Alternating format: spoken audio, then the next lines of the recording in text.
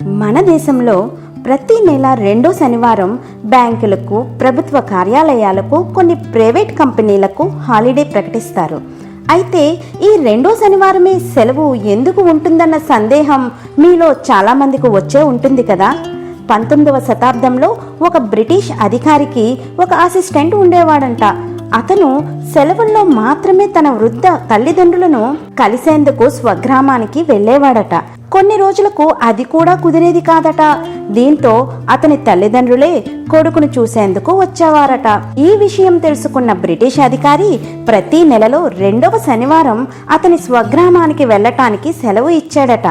దీంతో అప్పటి నుండి బ్రిటిష్ ప్రభుత్వం అధికారికంగా సెలవుని ఇవ్వటం ప్రారంభించింది.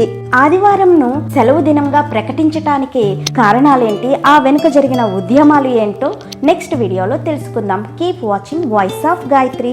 Please subscribe.